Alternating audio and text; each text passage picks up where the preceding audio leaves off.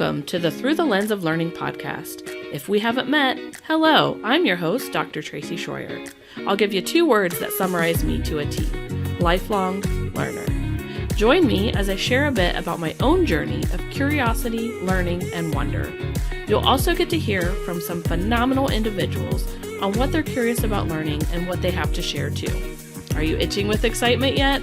I am, so let's get started. All right. Hello, everyone, and thank you for joining us for another episode of the Through the Lens of Learning podcast. I am joined by John Bernatovicz. And John, thank you for joining me on this episode to talk about your learning journey. Tracy, thanks so much. So glad to be here. Congrats on your continued focus and fellowship with learners around the world, and so glad to have a mutual connection with Kara North. I was glad to listen to one of your very first episodes, and shout out to Kara. Yes, definitely. Kara's an awesome, amazing individual in the L&D community and just in general. So John, one of the things I always start my podcast episodes with is understanding how you define learning. So how would you define that? Well, it's evolved over time, but I would say right now the primary thing that I'm focused on is just getting a little bit better at what I do every single day. And I combine this idea that I learned in reading a book called Row the Boat by the football coach for the Minnesota Golden Gophers. And PJ Fleck is his name. And he talked about never compare yourself against anyone else other than yourself the day before.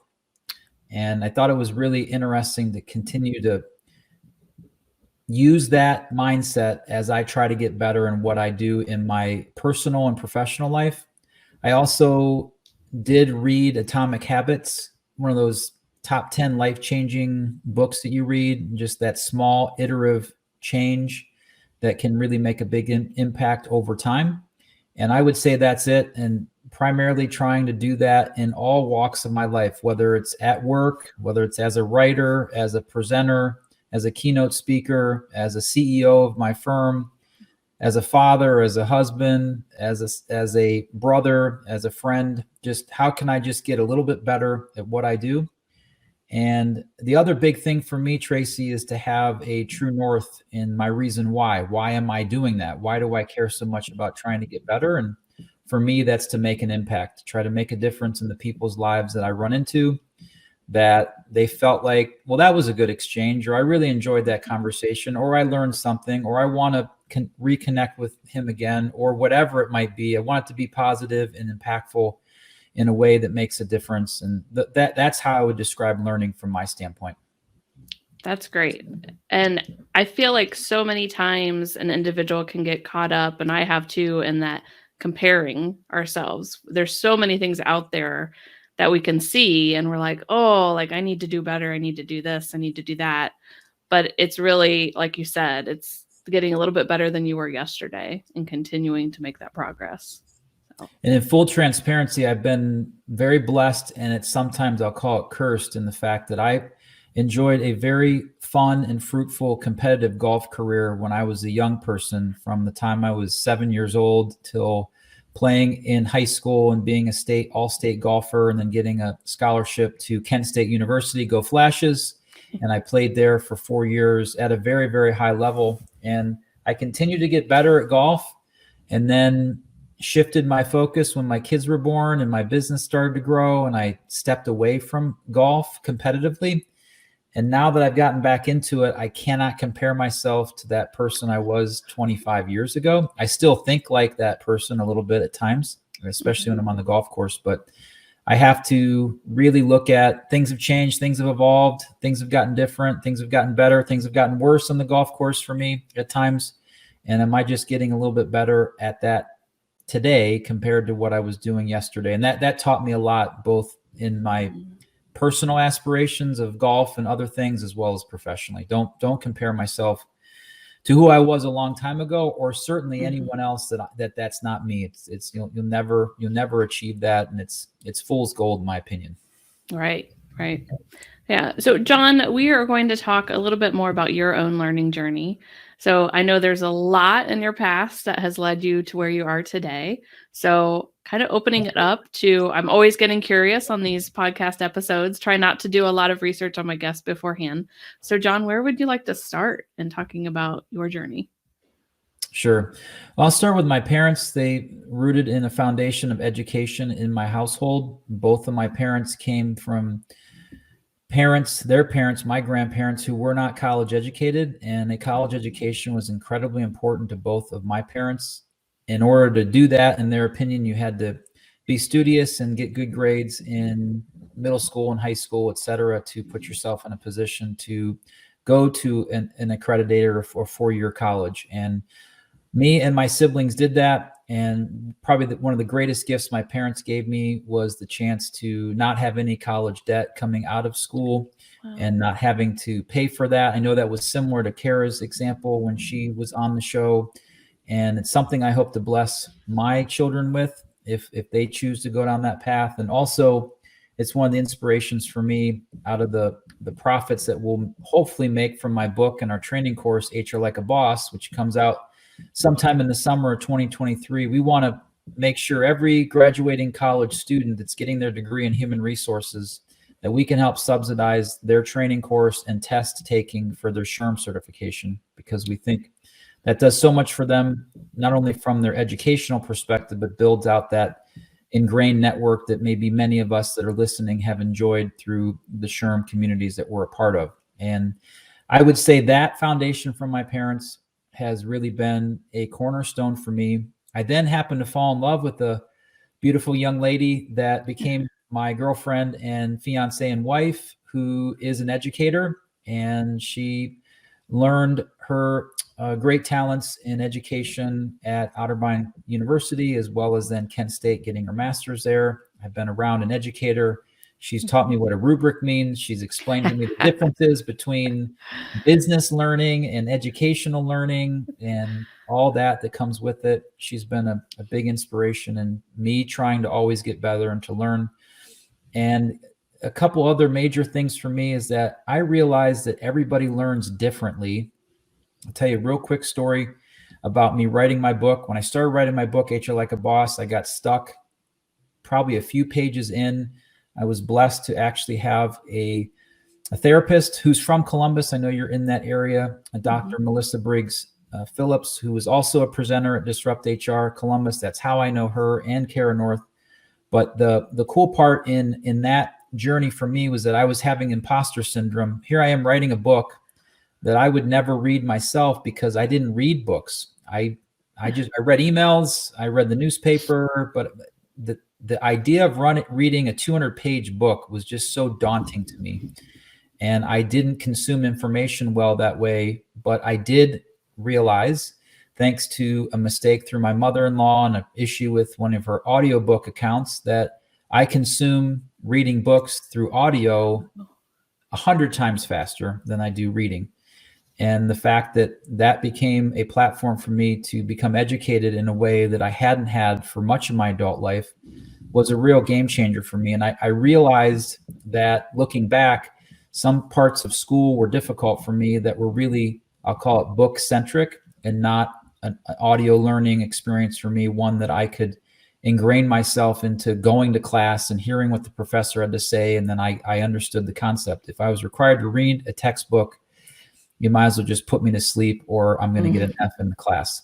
That part became also very interesting for me. And then the last thing I would say is watching and helping my kids learn themselves, trying to translate the way that I see things into the way that they see things or learn.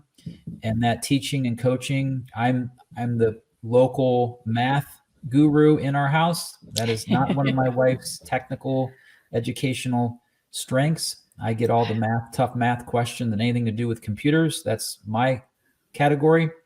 And I've just learned that my kids need me to be a little different to both of them.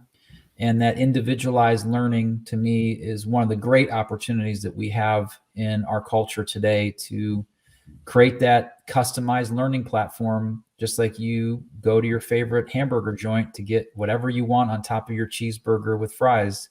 It's not all like it was back in the day when we went to McDonald's and you got that pickle and that gross mustard and those weird onions on that cheeseburger. I just want the cheeseburger and the ketchup. That's it. And just individualized learning and that experience for me has been one that really gave me perspective. And I hope I will continue as I learn myself and eventually continue to support my family and my business and my team and my coaching and development of them. Yeah. And John, I like the distinction you made between not everybody learns the same, and even talking about, experiences that you had. Because I feel like a lot of organizations or people within organizations might think, oh, hey, it's easy, just create an e-learning for this.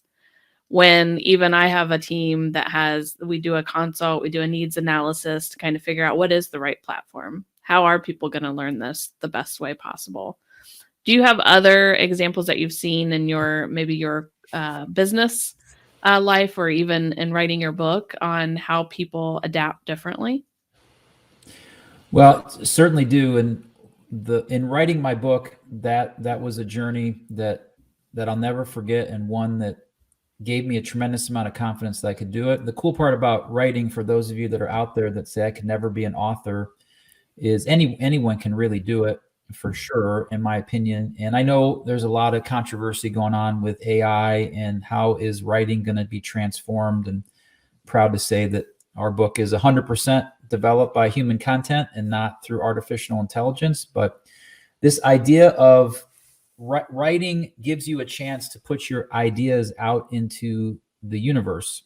And that universe is just a piece of paper or a computer that you're able to, in Word, put your ideas out. And I realized I had a lot of really bad ideas, Tracy. They were not that great. When I read them back to myself, oh gosh, a couple of those. We all do.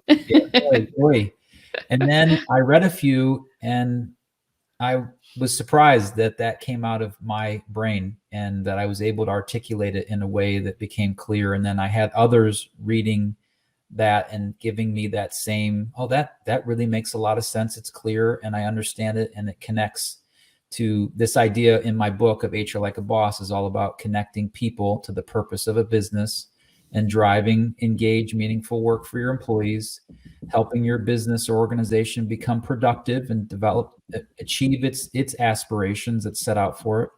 And then if we do both those things really well, we can hopefully do something good in the community to make a difference in the world in a positive way. To me, that's HR Like a Boss. And so by putting all that out there in the universe, in my universe first, and then eventually it will be out to the whole world to say whether they like or don't like the book, I realized that I thought of myself as a college student that would have been daunted to see this book cover, HR Like a Boss. There's no way I would buy that. And so we have created snippets, smaller sections of the book for people to consume in smaller quantities of content. We also have created a podcast like you for those that like to learn that way in short interview snippets. We also our aspiration is to create an audiobook with the content that's developed in HR Like a Boss. That was one of my demands of SHRM in the publishing contract, that we have some platform to create an audiobook so that I would actually listen to my own book. And that's kind of a joke because I've read it a number of times. If you've ever written a manuscript, you have to read it no matter how much you do or don't want to. And then lastly, we've developed something called the HR Like a Boss training course, which is a immersive training course. There's 5 pillars to doing amazingly awesome HR, or what's described as HR Like a Boss. It's thinking differently, it's being different, it's being better, it's taking action, it's making an impact. And we'll have 5 different courses inside of that immersive learning, which will be virtual, maybe in person if the brand grows and people gravitate to it. And then we'll have thought leaders that'll relate specific HR topics to thinking differently, being different. How can I think differently in talent acquisition? How can I be different in our learning and development, as an example? And so the verdict is still out, Tracy, to say if that is going to work from a business standpoint, but we certainly have made the time, energy, and effort investment in creating different platforms for people to connect with the content. And we'll see which ones resonate with them. At the end of the day, though, the reason why I'm doing that is to make an impact. And that allows the work, the time, energy, and effort into building all that out worth it to me. And I say work, it hasn't felt like work. Well, maybe a couple times it did, but that's okay. Those are those late nights where I wasn't in the mood to read what I needed to do on a deadline.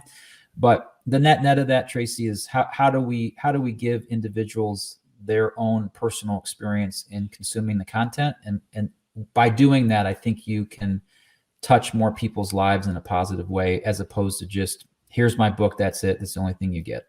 Right. And John, I know you want to make an impact, and that's your huge why for you.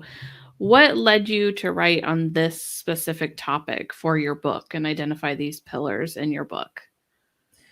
Well, I can give huge credit to Bridget Klein, director of marketing at my firm. The story goes for that, Tracy, is I unfortunately lost my parents in a 13-month stretch in late 2019 into early 2020.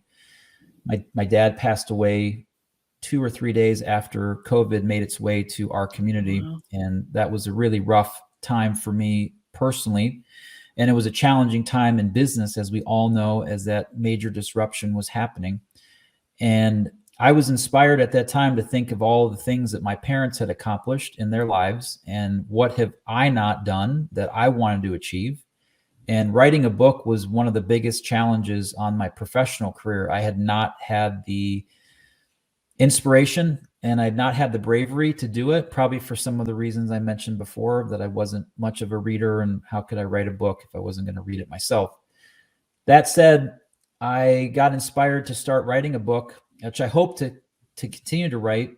It was called I Got It All Wrong. It was lessons that I learned in starting a business and what I thought owning a business was versus what it actually is and how it actually works.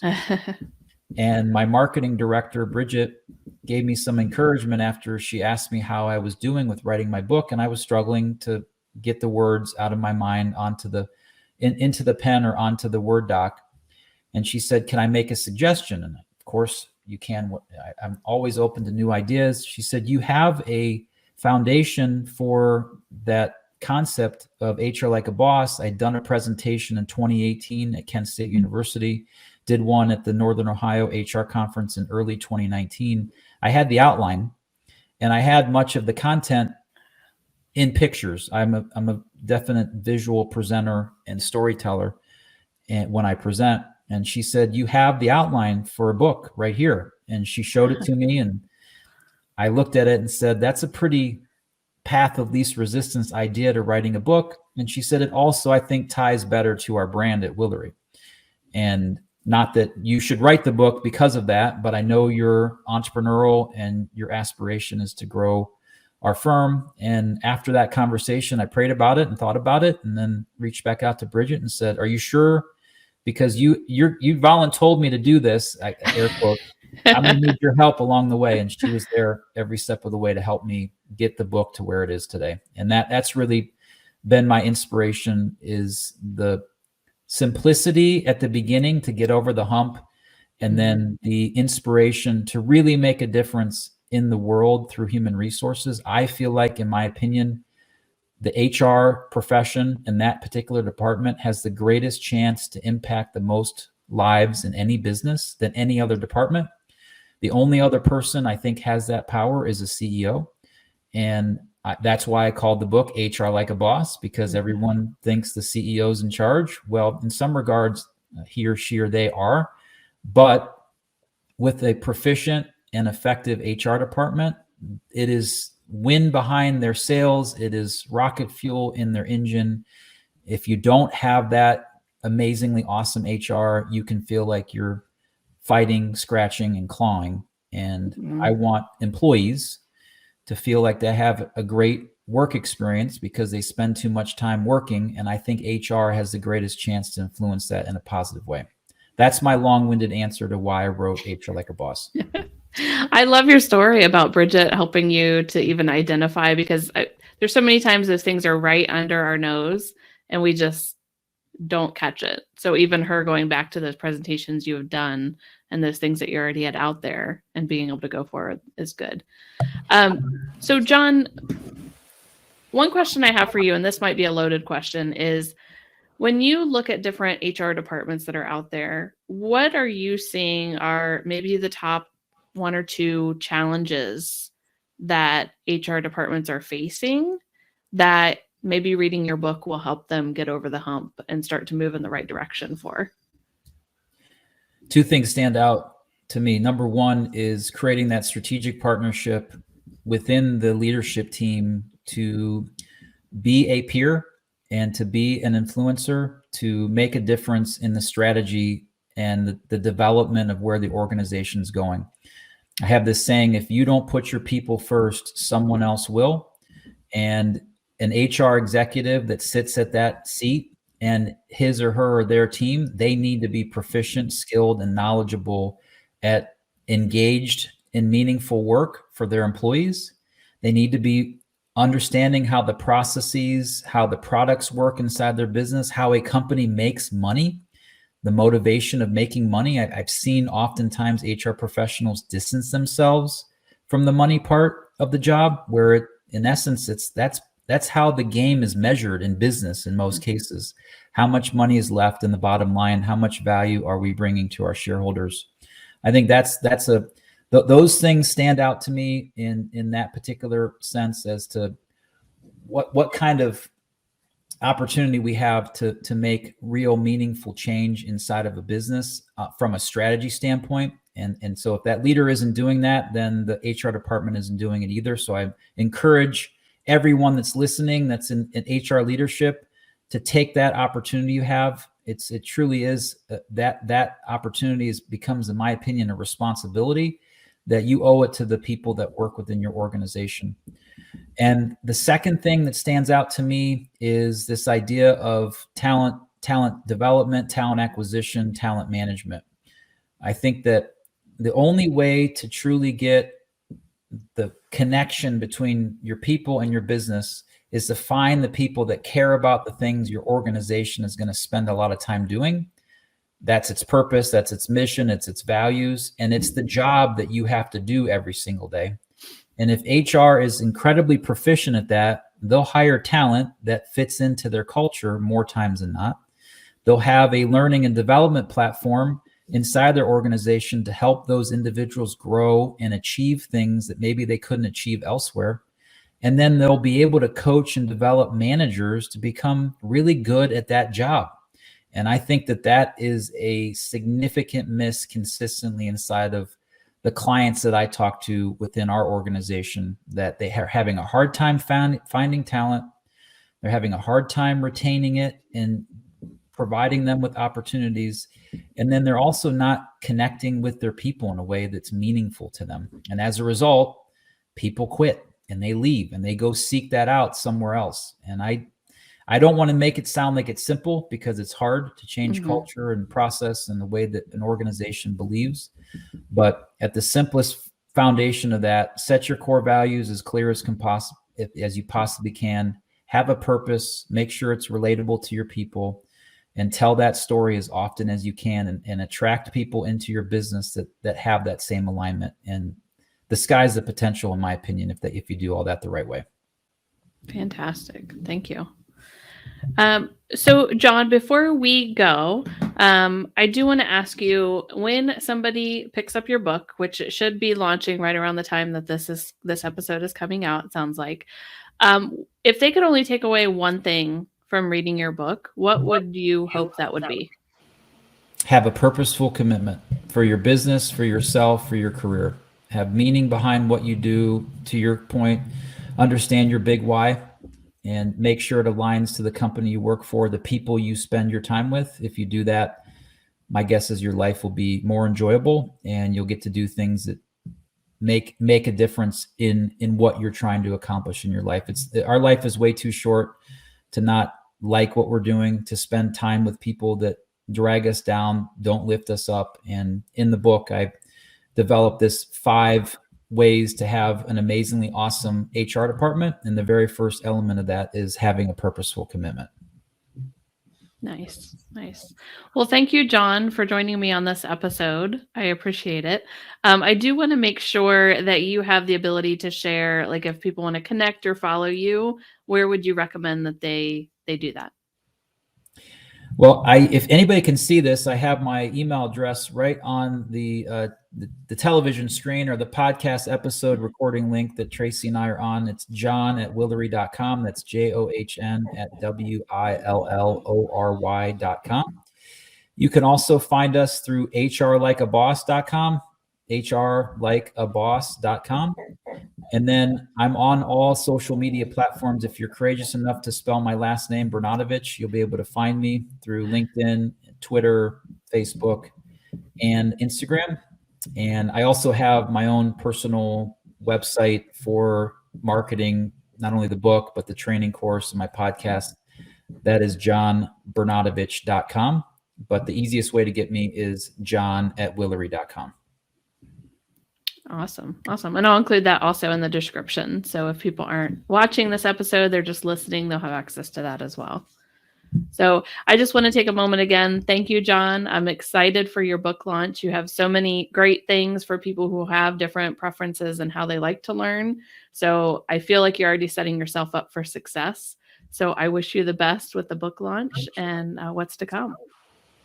Tracy, thanks so much for doing what you're doing, these podcasts and the things that you're putting together. I know doing it myself, it takes a lot of hard work, and dedication can be a unique disruption in your day every single day. But there are people out there listening that are taking a nugget or two, more probably from you than from me on this show today.